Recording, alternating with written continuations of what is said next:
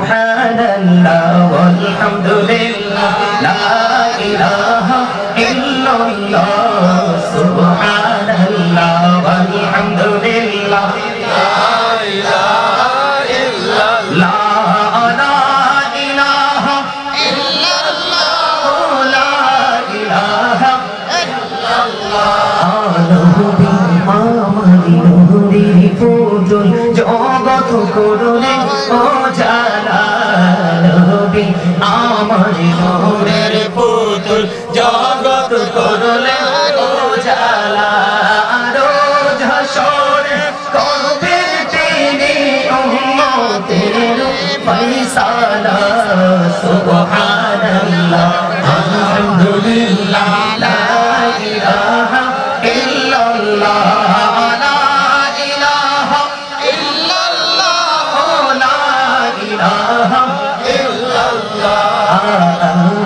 কুরসি লৌহ কলম সৃষ্টি জাহান ওসিলা আরশ কুরসি লৌহ কলম সৃষ্টি জাহান ওসিলা আনি যে আল্লাহ খুশি হইয়া নাম রাখলেন হাবিবুল্লাহ সুবহানাল্লাহ আলহামদুলিল্লাহ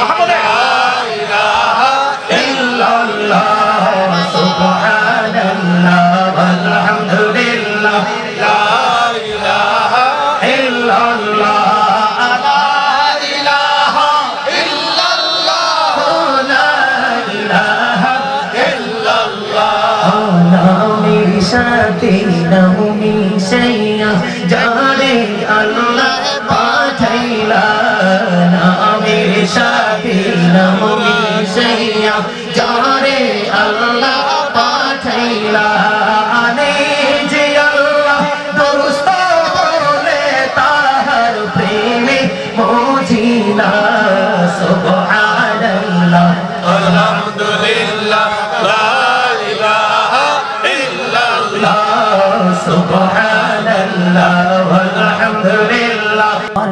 জানিয়ে দিয়েছেন আমার আল্লাহ বলেছে আল্লাহ ওই বান্দার দিকে দুই হাত পরিমাণে এগিয়ে আসে আমার নবী আরো বলে দিয়েছে বন্ধু হৃদয় জানালা খুলে শোনো গো আমার নবীজি জানিয়ে দিয়েছে তোমরা বন্ধু আজকে সবাই আমরা হেঁটে হেঁটে এসেছি আমরা আসলে এসেছি মাহফিলে কিন্তু মূলত হাঁটাটা হলো আল্লাহর দিকে ঠিক না আমরা সবাই জানি আজকে মাহফিলে যাই ও মুন্সিগঞ্জ বাকুহাটির আমার ভাই আমার বাবা গো আমার মা বোনদেরকে বলছি গো হৃদয় খুলে শোনো আমরা সবাই জানি আজকে মাহফিলে এসেছি কিন্তু আমার নবীর কথা হলো তোমরা আসলে মাহফিলে আসলে এসেছো তোমার মালিকের দিকে এই জন্য আমার নবীটা আমার নবীকে আমার আল্লাহ ডেকে বললেন হাবিব আপনি জানিয়ে দেন আমি আল্লাহ কথা দিলাম গো হাবিব কেউ যদি আমি আল্লাহর জিকির করার জন্য হেঁটে হেঁটে আসে গো আমি আমার ওই বান্দার দিকে দৌড়ে চলে আসি সুবহানাল্লাহ জোরে জোরে বলুন না সুবহানাল্লাহ পাহাড়ির ভাই আমার বাবা তাও কেউ আজকে ঘুরে বসে থেকো না চলে এসো এই জান্নাতের বাগানে কারণ আমার নবী জানিয়ে দিয়েছেন হাদিস শরীফের মধ্যে এসেছে কেউ যদি জান্নাতের বাগানে বসে বসে মাওলার জিকির করে রে আমার আল্লাহ জানিয়ে দিয়েছে তার চাইতে উত্তম জলসায় আমার আল্লাহ ওই জিকির করনেওয়ালা বান্দার জিকির করতে থাকে সুবহানাল্লাহ এই মুহূর্তে যদি এই মাকুহাটির জমিনে যদি আমাদের এই মাহফিলের প্যান্ডেলে এসে যদি আপনার বন্ধু প্রশ্ন করে বন্ধু আমি তো এতক্ষণ পর্যন্ত দোকানে বসে আছি তুমি তো এই মাহফিলে বসে আছো রে বন্ধু তুমি বলে দাও তোমার আল্লাহ এই মুহূর্তে কি করতেছে ও বন্ধু তুমি কনফিডেন্সলি বলে দিবে তোমার কনফিডেন্সটা হতে হবে হার্ড শক্ত কনফিডেন্স হতে হবে আত্মবিশ্বাসটা শক্ত হতে হবে কারণ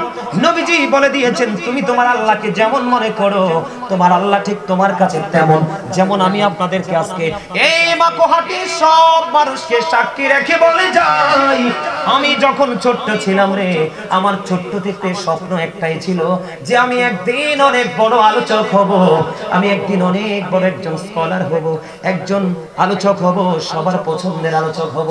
সেই স্বপ্ন নিয়ে বন্ধু পড়াশোনা করেছি, জীবন ভর আল্লাহর ওলিদের সংস্পর্শে গিয়েছি, বুজুর্গ মানুষগুলোর সোহবতে গিয়েছিলাম। আমাকে সবাই বলেছিল একদিন তুমি অনেক বড় হবে। আমার চুলগুলো পাকছে বন্ধু ঠিকই রে, আমার বড়দের চুল এখনো পাকে নাই। আমার চুলগুলো শুধু পেরেশানি এবং টেনশনের কারণে বেঁকেছে। কারণ আজ থেকে বন্ধু 1 বছর আগে মাত্র 5 মাসে আমি একা একটা মসজিদ করেছি। 32 বছরের পুরনো মসজিদ। এই মসজিদ বন্ধু জুমা চালু করেছি, প্রত্যেকটা জুমার হাদিয়া আমার হাত দিয়ে প্রতি মাসে খতিবকে দেই, আর পুরো গ্রামবাসী চালায় 5 ওয়াক্তের হুজুরকে। মসজিদ যখন করেছিলাম বন্ধু এই কারণে করেছিলাম, আমার নবীজি বলেছে তুমি পৃথিবীর বুকে যদি ছোট হোক বড় হোক যেই কোনো মসজিদ বানাও, তোমার জন্য আমার আল্লাহ জান্নাতে ঘর বানাবে। সুবহানাল্লাহ। এই জন্য বললাম আমার স্বপ্ন ছিল বড় হব, বিশ্বাসও ছিল বড় হব। আজকে বিশ্বাস করেন দৈনিক যদি 5টা প্রোগ্রাম করি রে, আগামী 10 বছরের মধ্যে আমি প্রোগ্রাম করে শেষ করতে পারবো না বন্ধু। আল্লাহি আল্লাহর কসম করে বলছি রে, শুধু দেশ নয় দেশের বাহির থেকে এত বেশি অফার। আমি দেশে তো সময় দিতে পারি না, আমি বিদেশ যাব কখন? আমি প্রতিদিন একটা প্রোগ্রাম করি, 2টা করি না। তার কারণ হলো ওই যে শুরুতে বলেছি, আমার প্রত্যেকটা প্রোগ্রামকে আমি মনে করি আমার জীবনের শেষ প্রোগ্রাম। আমি মনে করি মানুষগুলোর সাথে জীবনে আর কোনোদিন দেখা হবে না। আমি সব দিকে একটু টাচ করে তাদেরকে অ্যাক্টিভ করার চেষ্টা করি, কারণ বন্ধু সময় খুবই কম, সময় খুবই অল্প রে, আমাদের কাজ আর অনেক বেশি বাকি। কিনা বলেন? আমার নবীজি বলেছে, ওই যে বলেছি তোমাকে যদি কেউ প্রশ্ন করে এখন তোমার আল্লাহ কি বলে কি করে, তুমি বলবা আমি বলতে পারবো আমার আল্লাহ আমার জিকির করে। সুবহানাল্লাহ। আমার নবী বলেছে উম্মত জিকির তুমি এমন ভাবে করো যেন মানুষ দেখলেই তোমাকে পাগল বলে। জিকির 2 ভাবে করা যায়, জবান দিয়ে করা যায়, অন্তর দিয়ে করা যায়। নবীজি বলেছে জবান এবং কলব দুটো মিলে যে জিকির করা হয় ওই জিকির হলো সবচেয়ে উত্তম জিকির। আর ওই জিকির করতে পারলে তোমার মনের ময়লা সব দূর হয়ে যাবে। সুবহানাল্লাহ। নবীজি বলেছেন মনের ময়লা দূর করার উপকরণ হলো রে মওলার প্রেমের জিকির বন্ধু। এই জিকিরের মধ্যে গুরুত্বপূর্ণ যে জিকির আপনাকে মানুষের মতো মানুষ বানাবে, যেই জিকির আপনাকে আল্লাহর কাছাকাছি নিয়ে যাবে, জান্নাত নামক অবর্ণ নিয়ামত আপনার নসিবে বন্ধু বরাদ্দ হয়ে যাবে, ওই জিকিরের নাম হলো বন্ধু নামাজ। জোরে কন্যা সুবহানাল্লাহ। জিকিরের নাম কি? নামাজ। নামাজ। নামাজ আপনি যদি সঠিকভাবে পড়তে পারেন বন্ধু আপনার গুনাহ মাফ হয়ে যাবে।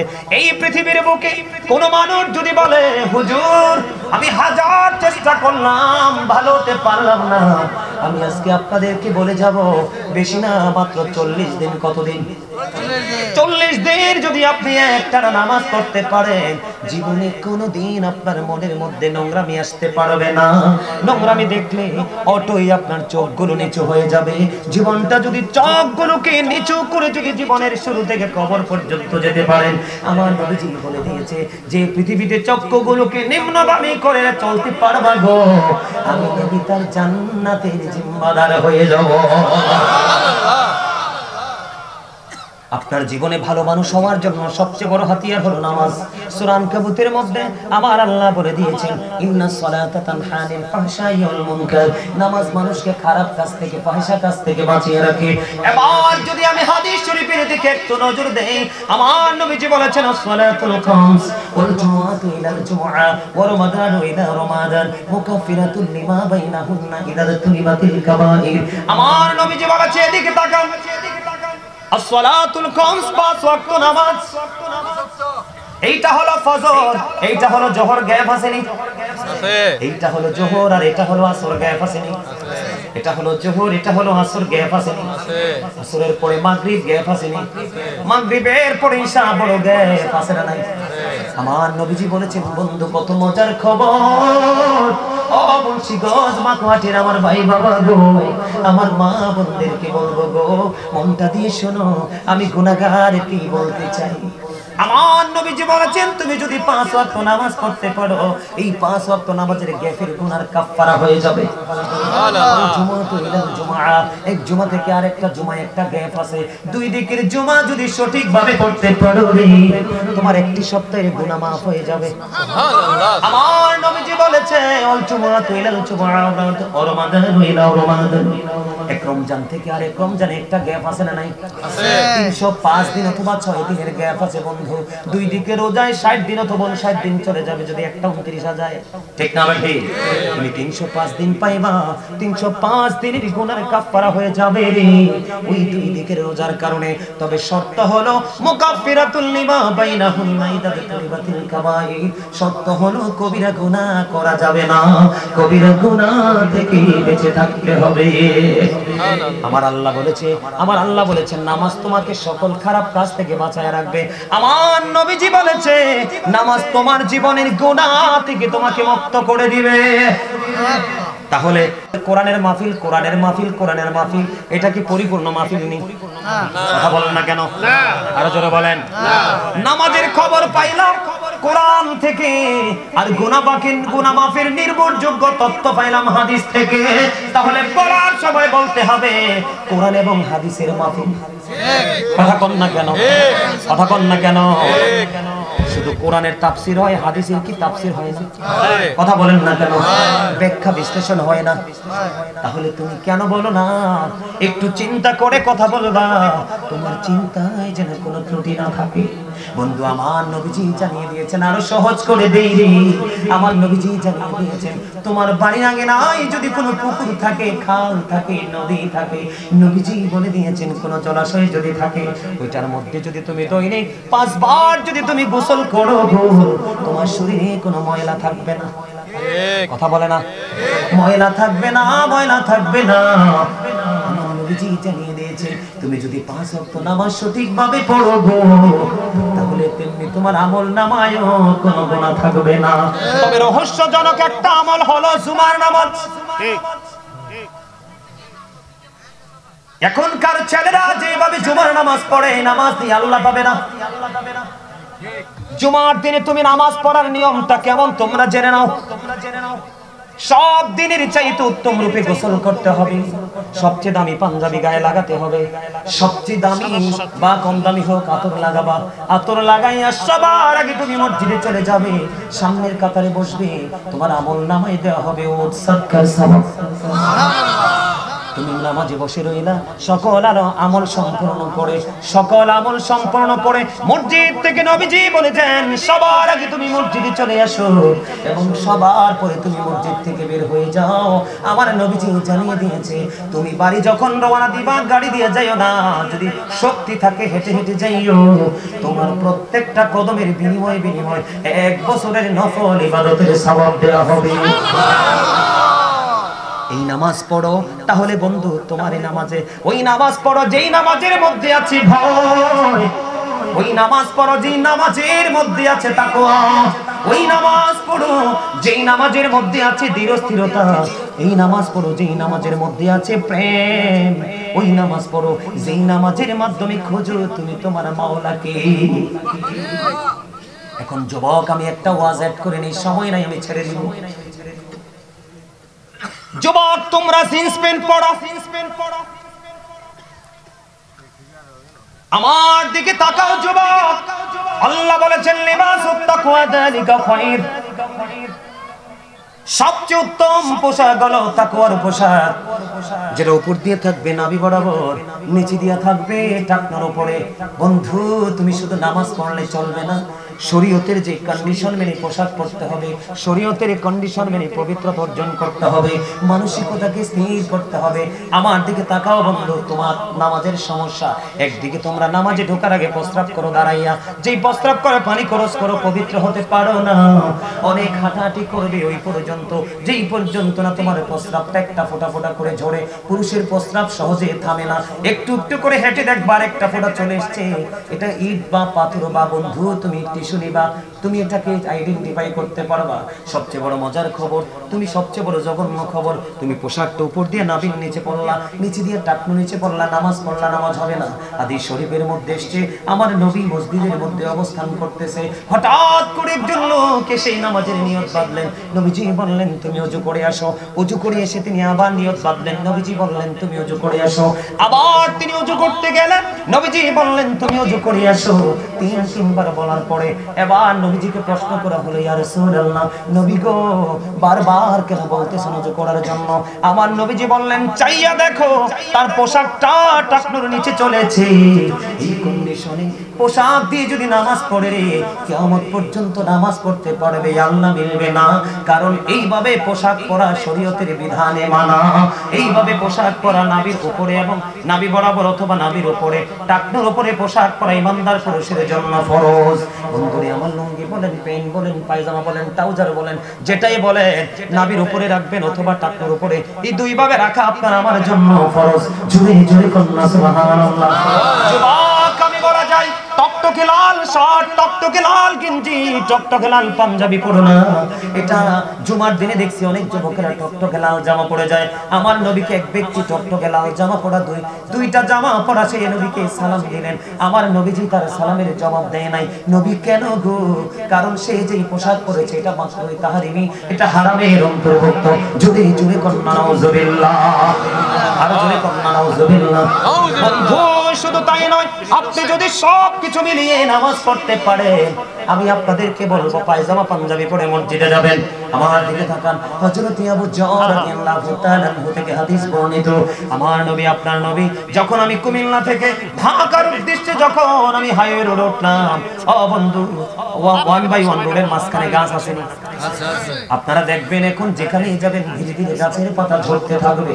কত মজার খবর, নামাজ মানুষকে কতটা প্রিয় করে দেয় আল্লাহ। আমার নবীজি বললেন আমি বাইর হলাম, বের হওয়ার পরে নবীজি গাছের দিকে চাইয়া দেখলেন গাছের পাতাগুলো বিরামহীন ভাবে ঝরে ঝরে পড়ছে। যখন বিরামহীন ভাবে ঝরে ঝরে পড়ছে, আমার নবীজি গাছের ডাল ধরলেন, ধরে আবু জরকে একটা ডাল দিলেন। আবু জর উত্তর দিলেন লাব্বাইকা ইয়া রাসূলুল্লাহ, নবী গো আমি হাজির, আমি প্রেজেন্ট। আমার নবী বললেন রে আবু জর, ওই গাছের দিকে তুমি তাকায়া দেখো, শীতের দিনের কারণে গাছের পাতাগুলো কেমনে শুষ্ক হয়ে ঝরে ঝরে পড়ে।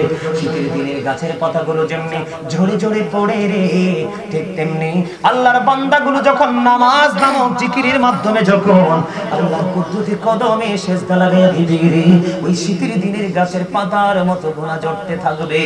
জোরে জোরে কন্যা সুবহানাল্লাহ, জোরে বলেন না সুবহানাল্লাহ। নামাজ দরকার আছে না নাই? আর জোরে বলেন দরকার আছে না নাই? মুসা কালিমুল যারা নামাজ পড়েন না তারা শুনেন, 1,24,000 নবী রাসূলের মধ্যে একজন নবী হলেন বন্ধু 8 জন নবীকে আল্লাহ স্বর্গীয় উপাধি দিয়েছেন। এর মধ্যে একজন হলো বন্ধু মুসা কালিমুল্লাহ। মুসা স্পোক টু আল্লাহ, মুসা আল্লাহর সাথে কথা বলেছে। জোরে জোরে বলুন সুবহানাল্লাহ। মুসা কালিমুল্লাহর দরবারে এক ব্যভিচারী নিয়ে আসলো। আমার দিকে তাকান, ব্যভিচারিণী বুঝেননি? এক ব্যভিচারিণী আসলেন, বেশ্যা মহিলা বন্ধু। বেশ্যা মহিলাটাতে ব্যভিচারের মাধ্যমে গর্ভে সন্তান ধারণ করেছে। সন্তানটাকে পেটের মধ্যে তিলে তিলে বন্ধু বড় করেছে। তিলে তিলে বড় করার পরে বন্ধু এবার কি করলেন? বাচ্চাটা প্রসব হলো। বাচ্চা প্রসব হওয়ার পরে বাচ্চাটাকে গলা টিপে হত্যা করলো। হত্যা করার পরে ওই মহিলাটা তওবা করলো। তওবা সম্পূর্ণ করে এবার মুসার দরবারে গেল। ওগো নবী মুসা, আমি ব্যভিচার করেছি, সন্তান ধারণ করেছি, সন্তান প্রসব হয়েছে, আমি ওই সন্তানটাকে গলা টিপে হত্যা করেছি, মেরে ফেলেছি, মারার পরে তওবা করেছি। মুসা রে বলে দাও না আমার এই গুনাহগুলো আল্লাহ ক্ষমা করেছে কিনা? মুসা কালিমুল্লাহ এবার একটা ডাক দিয়ে বললেন যাও যাও যাও, তুমি আমার জায়গা থেকে আমার দরবার থেকে তুমি সরে দাঁড়াও। বন্ধু মুসা নবী ওই মহিলাটাকে তাড়িয়ে দিল। তাড়িয়ে দিতে দিতে আমার আল্লাহ জিবরাইলকে বললেন জিবরাইল যাও ওই মুসার দরবারে চলে যাও, মুসাকে গিয়ে প্রশ্ন করো মুসা কি করেছে। মুসা মুসাকে গিয়ে প্রশ্ন করো গো যে মুসা এই মহিলাটাকে কেন তাড়িয়ে দিল? জিবরাইল চলে আসলেন, এসে বললেন, ওগো নবী মুসা, মুসা মুসা রে, আপনি কেন রে ওই মহিলাটাকে এখান থেকে দূর দূর করে তাড়িয়ে দিলেন? এবার মুসা কালিমুল্লাহ বললেন, এ তো জঘন্য পাপী, এই কারণে আমি তাকে তাড়িয়ে দিলাম। ওই ফেরেশতা জিবরাইল বললেন, ওগো নবী মুসা, মহিলাটা তো তওবা করেছে, তারপর আপনি তাড়িয়ে দিয়েছেন। মুসা বলল, জিবরাইল রে, এটা অত্যন্ত জঘন্য একটা নারী, জঘন্য একটা পাপী। এবার জিবরাইল একটা ডাক দিয়ে বললেন, মুসা, মুসা গো, আপনি তাকে জঘন্য পাপী মনে করে তওবা করনেওয়ালা নারীকে দূর দূর করে আপনি তাড়িয়ে দিয়েছেন। আমার আল্লাহ জানিয়ে দিয়েছেন, মুসা, ওই মহিলাটার চাইতেও জঘন্য পাপী হলো যারা ইচ্ছে করে নামাজ ছেড়ে বেনামাজি হয়ে গেছে। জোরে জোরে নাউজুবিল্লাহ। ঈসা রুহুল্লাহর একজন নবী বন্ধু আমার দিকে তাকান। ঈসা রুহুল্লাহ একদিন সরল মনে সরল পথে হাঁটে, হঠাৎ করে দেখতে পাইলেন একটা পাখি নিজের শরীরটাকে ধুলাবালিতে দোসর করে নিচ্ছে, আবার এই ধুলাবালি পরিষ্কার করছে। একটা জলাশয়ে গিয়ে সাঁতার কেটে গোসল করে পরিষ্কার হয়, একবার গোসল করে একবার ধুলাবালি লাগায়, লাগাইতে লাগাইতে ঈসা রুহুল্লাহ দাঁড়াইয়া দাঁড়াইয়া দেখলেন। দেখে দেখে তিনি চিন্তা করলেন, কি রে কি রে, কি আশ্চর্য খবর। এবার আমার আল্লাহ ঈসা রুহুল্লাহর কাছে মেসেজ পাঠিয়ে দিলেন, ওগো নবী, নবী গো, এইটা হলো আল্লাহর প্রিয় হাবিব আখির নবীর উম্মতের নিদর্শন। জোরে জোরে কন্যা সুবহানাল্লাহ। নিদর্শন, কোন নিদর্শন হলো রে? ওই পাখিটা যে ধুলাবালি লাগায়, এটা হলো আখির নবীর উম্মতের গুনাহ রে। আর গোসল করে, এটা হলো আখির নবীর উম্মতের নামাজ। গুনাহ যখন করবে আমলনামা ময়লা হয়ে যাবে রে, যখন দাঁড়াবে তাহলে তার গুনাহগুলো ঝরে যাবে। জোরে জোরে কন্যা সুবহানাল্লাহ। ওই নবীর সাথে কেমন করে দুষ্টামি করো রে? এই ক, এই সৈকত ক, কি করবি? লেখা লাগবে না? না না না, তা আমি কি তোর কিছু কইছি? আমি কি কইছি মাইক ছেড়া দেব? আমি তো কইছি এটা আমার জীবনের শেষ মাহফিল হইতে পারে। এই আমি, আমার সবচেয়ে বেশি বিরক্তি হচ্ছে কানে কানে কথা। কথা বললেন না, আপনারা বললেন না, আমি তারে বলছি কি আমার ছোট ভাই চলে, তারে শাসন করার দরকার। আমার ওয়াজ কি আপনাদের কাছে ভালো লাগে? আমি বিভিন্ন দিক ঘোরাফেরা করছি। এবার আসেন, নামাজটা কেমন ভাবে বন্ধ করতে হবে। ইমাম বুখারী সিহাসিত্তর অন্যতম হাদিস গ্রন্থ, মেহমানরা কি চলে যান, এদিকে তাকান বন্ধু। বুখারী শরীফ, বুখারী শরীফের নির্মাতা যিনি ইমাম বুখারী, নামাজটা কেমন করে পড়বেন আমার থেকে ট্রেনিং জানেন। ইমাম বুখারী বন্ধু শিখিয়ে গেছে। ইমাম বুখারী বন্ধু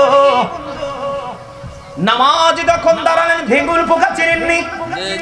ভেঙ্গুল ভেঙ্গুল চিনেননি? মাটিতে বাসা বলে ছোট্ট করে অনেক বড় করে ফেলে, শেষ পর্যন্ত কামড়ে কামড়ে মানুষকে বন্ধু ধ্বংস করে দেয়। আমার চোখের সামনে ভেঙ্গুলের কামড়ে মানুষ মরেছে, আমি সেটাও দেখেছি। ইমাম বুখারী নামাজ পড়ে রে, নামাজ শেষ করার পরে ছাত্র একটাকে ডাকলেন, আমার কাছে আসো। আসলেন, আসার পরে বললেন, জামাটা একটু উঠাও। জামাটা উঠাইয়া দেখো। জামা উঠাইয়া দেখে রে, ইমাম বুখারীর পিঠটার মধ্যে বিষাক্ত বোবা একটা নয়, দুইটা নয়, 10টা কামড় দিয়েছে। কয়টা? 10টা। ইমাম বুখারীর ছাত্র একটা ডাক দিয়ে বললেন, হুজুর, হুজুর গো, আপনি কেমন করে নামাজ পড়েছেন? একটা দুইটা না গো, 10টা বিষাক্ত পোকা কামড় দিল গো হুজুর। আপনি কি একটা বার বুঝতে পারেননি? ইমাম বুখারী একটা ডাক দিয়ে বলল ছাত্রকে, তুমি তো জানো না আমি যখন নামাজে দাঁড়িয়েছি আমার মালিকের সাথে আমি প্রেমের ডোরি লাগিয়েছি। কেমন করে লাগিয়েছেন গো? আমি এত মনোযোগ দিয়ে নামাজটা পড়তেছিলাম, এত মনোযোগ সহকারে প্রেমময় ভাবে আমি কোরআন তেলাওয়াত শুরু করছিলাম রে। আমি যখন নামাজে দাঁড়াইয়া আমি কোরআন তেলাওয়াত যখন আমি শুরু করলাম, আমি এত মুগ্ধ হয়েছি, এত মধু আমার কলিজায় বন্ধু লেগেছে, কলিজা শীতল হয়ে গেছে। ওই নামাজের স্বাদের কাছে ওই বিষাক্ত পোকার কামড় আমার কাছে নাথিং মনে হয়েছে। সুবহানাল্লাহ। এই নামাজ পড়লে বন্ধু আপনি মানুষের মতো মানুষ হবেন। হাজার চেষ্টা করলেও, গোটা পৃথিবী আপনার হাতে তুলে দিলেও আপনি কখনোই বন্ধু পথভ্রষ্ট হবেন না। এসাম ইবনে ইউসুফ খেয়াল করে দেখেন, এসাম ইবনে ইউসুফ হাতিম ইবনে আসামকে প্রশ্ন করলেন, আপনি কেমন করে নামাজ পড়েন? কই তুমি জানতে চাও? কই হ্যাঁ আমি জানতে চাই, কেমন করে আপনি নামাজ পড়েন? তিনি বললেন, আমি নামাজ পড়ি কেমনে শোনো। আমি যখন নামাজে দাঁড়াই আমার কাছে মনে হয় আমি ফজরের পোলের উপর দাঁড়াইছি। সুবহানাল্লাহ। এটা কি বুঝাইছে জানেননি? মনোযোগ বুঝিয়েছে, ধৈর্য বুঝিয়েছে, মানসিকতা বুঝিয়েছে। আপনার আমার নামাজে কত দিকে মন চলে যায়। ও বন্ধু, ওই নামাজের জন্য খবর হলো ফাওয়াইলুল লিল মুসাল্লিন। ঠিক কিনা বলেন? আরো জোরে ঠিক। তিনি বললেন, আমি যখন নামাজে দাঁড়াই আমার কাছে মনে হয় আমি ফজরের পোলের উপর দাঁড়াইছি। আমি যখন নামাজে দাঁড়াই আমার কাছে মনে হয় খানায় কাবা যেন আমার চোখের সামনে। আমি যখন নামাজে দাঁড়াই আমার কাছে মনে হয় আমার ডান দিকে যেন জান্নাত। আমি যখন নামাজে দাঁড়াই রে আমার কাছে মনে হয় আমার বাম দিকে যেন জাহান্নাম। আমার কাছে মনে হয় আমি যদিও আল্লাহকে দেখি না, আমার কাছে মনে হয় আমার নামাজ আমার আল্লাহ দেখতেছে। আর সবচেয়ে বড় কথা, আমার কাছে মনে হয় এই নামাজ আমার জীবনের শেষ নামাজ। আমার কাছে মনে হয় রে আজরাইল আমার পিছনে দাঁড়িয়ে আছে রে, আমি নামাজ শেষ করতে দেরি আমার প্রাণ তাকে কবজ করতে দেরি হবে না। এমন ভাবে আমি নামাজ পড়ি বন্ধু। ওই তুমিও যদি নামাজটা এমন ভাবে পড়তে পারো তোমার এই নামাজ তোমাকে নূরানি মানুষ বানিয়ে দিবে। নামাজ এমন একটা নিয়ামত, ফেরেশতারা শিফট আকারে পৃথিবীতে আসে। ও বন্ধু, তাদের যখন শিফট শেষ হয়ে যায় তারা বন্ধু উপরে চলে যায়। আমার আল্লাহ রেখে দেখি যে গায়বান, ও ফেরেশতারা আমার বান্দাগুলোকে কি অবস্থায় রেখে এসেছো? ওই ফেরেশতারা ডেকে ডেকে বলে, গো তুমি তোমার বান্দাগুলোকে যাইয়া নামাজরত অবস্থায় পেয়েছি, এখনো আসার সময় নামাজরত অবস্থায় রেখে এসেছি। জোরে জোরে সুবহানাল্লাহ। মান সাল্লাল বারদাইনি দাখালাল জান্নাহ। আমার নবীজি বলেছেন, যে ব্যক্তি শীতল সময়ের 2 ওয়াক্তের নামাজ পড়বে সেই ব্যক্তির ঠিকানা কোথায়? জান্নাত। শীতল সময় নামাজ বুঝতে পারছেন? একটা হলো আসরের নামাজ আর একটা হলো ফজরের নামাজ। জোরে জোরে কোন সুবহানাল্লাহ। আমি তো 10 মিনিট আগে ওযু করার পরে 10 মিনিট পরে বলতে পারি না আমার ওযু আছে না নাই। ইমাম আযম আবু হানিফা তিনি এমন নামাজ পড়েছেন, ওনার জীবন থেকে বন্ধু শিক্ষা নাও। তিনি বন্ধু কম পক্ষে 40 বছর, কত বছর? কম পক্ষে 40 বছর এশার নামাজের ওযু দিয়ে ফজর পর্যন্ত তিনি পড়েছে। এই নামাজ পড়েন, নামাজের মধ্যে কিছু নফল ঢুকাই দেন। 5 ওয়াক্ত নামাজে 12 রাকাত সুন্নাত নামাজ আছে। নবীর নিয়ে যে তামাশা করেন, সুন্নতের কত মর্যাদা দেখেন। সহিহ হাদিস। কত রাকাত? 5 ওয়াক্ত নামাজে 12 রাকাত নামাজ আছে সুন্নাত। ফজরে 2 রাকাত সুন্নাত ফরজের আগে, জোহরে ফজরের আগে 4 রাকাত, ফরজের পরে 2 রাকাত, 6 রাকাত মিলে হলো 8 রাকাত। মাগরিবে ফরজের পরে হলো 2 রাকাত, 10 রাকাত। এশারে ফরজের পরে 2 রাকাত যে সুন্নাত। এই 12 রাকাত সুন্নাত যে পড়বে আমার আল্লাহ তার জন্য জান্নাতে ঘর, নিয়ামতে পরিপূর্ণ ঘর বরাদ্দ দিয়েছে। সুবহানাল্লাহ। নবীর ভালোবাসতে লাভ কি? মাগরিবের নামাজ পড়ে আওয়াবিন নামাজ পড়বেন। কি নামাজ? আওয়াবিন নামাজ। মাত্র 6 রাকাত, 2 রাকাত করে করে সালাম ফিরাবেন। এটার সিস্টেম আপনারা জানেন কিনা জানি না। হাদিস শরীফের মধ্যে আসছে অপ্রয়োজনীয় কথা বলা যাবে না। মাগরিবের নামাজ পড়ার পরে অপ্রয়োজনীয় কোনো কথা বলা যাবে না। প্রয়োজন যদি থাকে আপনি কথা বলতে পারবেন, বৈধ আছে।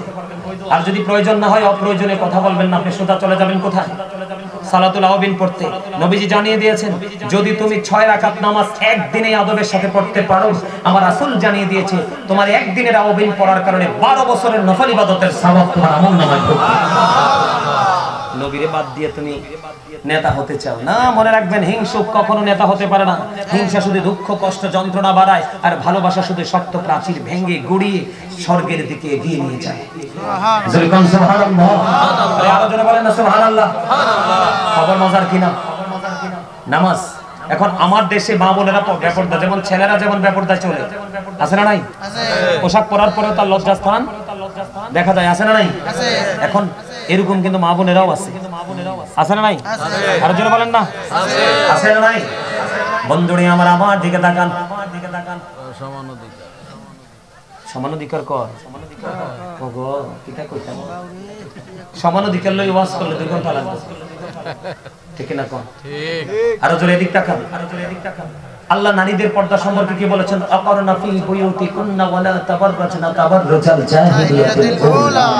আল্লাহু আকবার বলে। আল্লাহু আকবার। মা বোনদেরকে বলছি, এই মুন্সিগঞ্জ বা কোহাটির আমার মা বোনদেরকে বলছি, আপনারা হৃদয় খুলে শুনুন।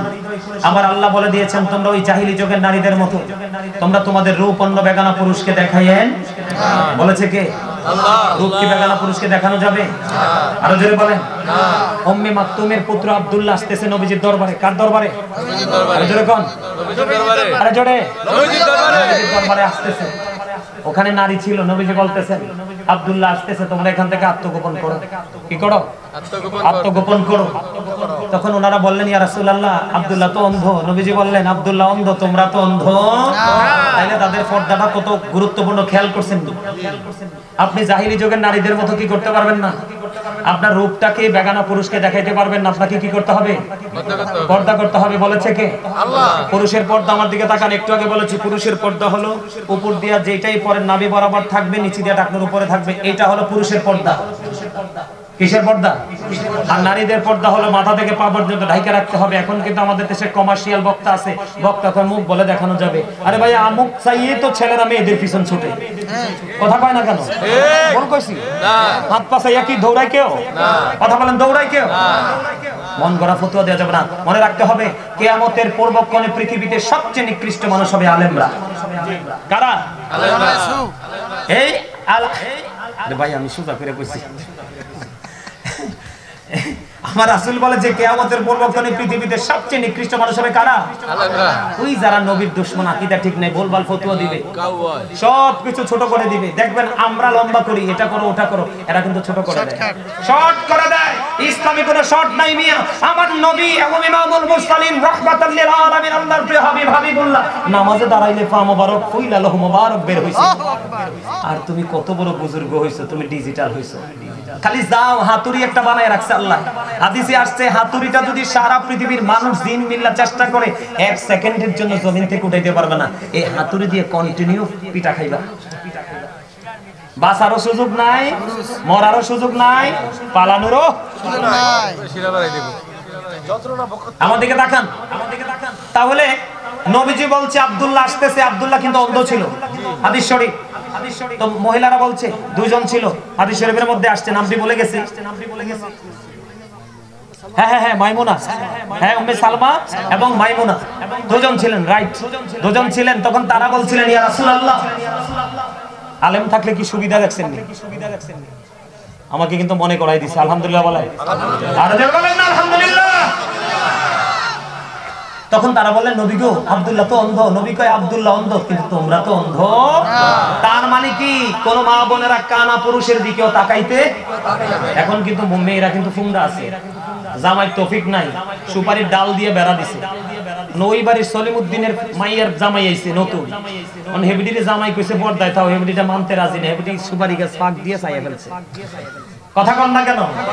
আবার অনেকে দোতলার উপর থেকে পর্দা সরাইয়া দেখছে, রাসূল না নিষেধ করছে, তুমি দেখলা কেন? এবারে দেখছো যে তোমার কি কেউ টাকা দিছে? কথা কয় না, টাকা দিছে?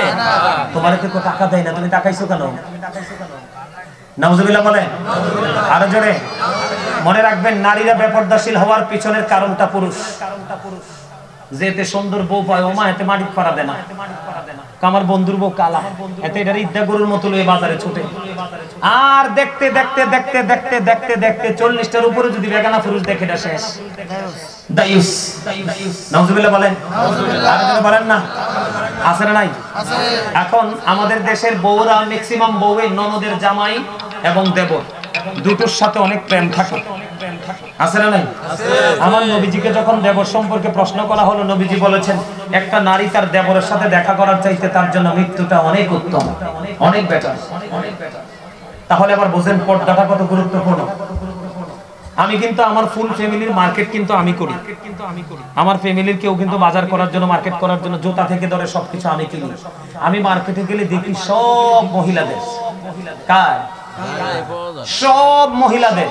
আর আমরা পুরুষটার হাতে গোনা কয়েকটা জামা, একটা প্যান্ট, একটা লুঙ্গি, একটা পায়জামা, তিনটাই তো কথা কয় না, তিনটা না?